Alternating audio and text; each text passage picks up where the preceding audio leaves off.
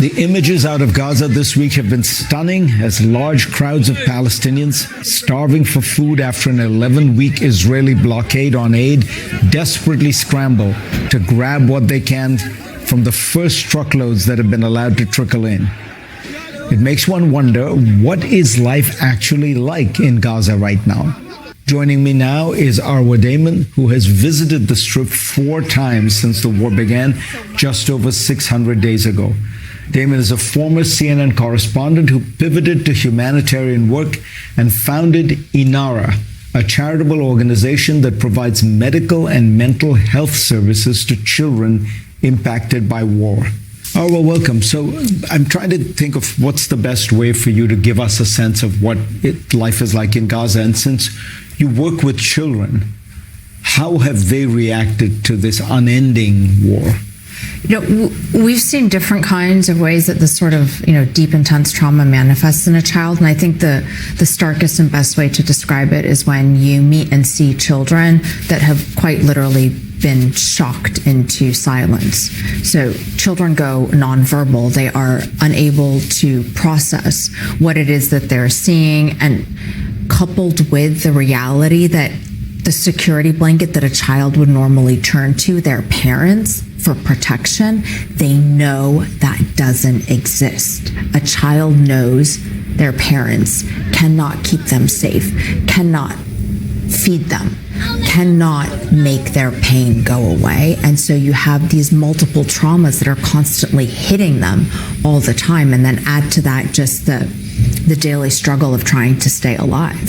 So what does Gaza look like when you go in there? What are you seeing? It feels as if you're sort of in the opening scenes of some sort of bizarre apocalyptic Hollywood zombie movie.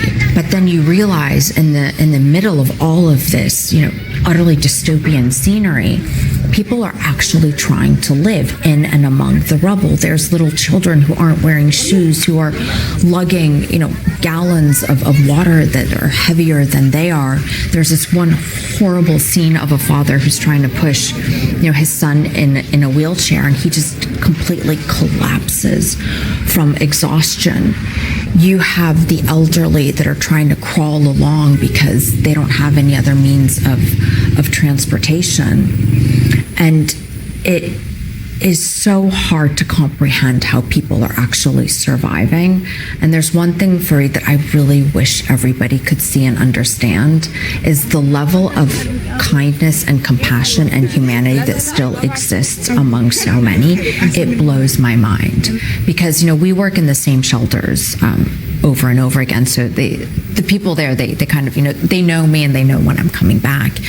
And the welcome that I get, the, oh my God, I'm so glad you're safe, which is stunning because, I've been on the outside. There's a level of kindness and purity that exists to so many people there that I don't think the outside world really understands or appreciates. There are people who say there is a narrative that, look, it was put out by some Israeli officials at the start of the war. The Gazans voted for Hamas, they support Hamas, they celebrated after October 7th. What's your sense? So if we look at a poll that was done by the Arab Barometer, actually incidentally just before October 7th, they found that if there in fact had been elections, the Hamas candidate would have gotten less than 25% of the vote. Add to that, Gaza's population is extremely young. So the vast majority of Gazans, more than 50%, were not even born or old enough to vote when Hamas came into power. Let's also remember that before October 7th, twice Gazans tried to rise up against Hamas and were unable to do so. And even if we look at the videos that came out, and I understand, it horrific. The scenes of, the hostages being pulled into Gaza and people around there celebrating. Even if we're generous and say, how many people were in those videos? 5,000? Let's call it 10,000. Let's even call it 20,000. That's 1% of the population. I have not, in my 4 trips to Gaza, heard a single person support Hamas.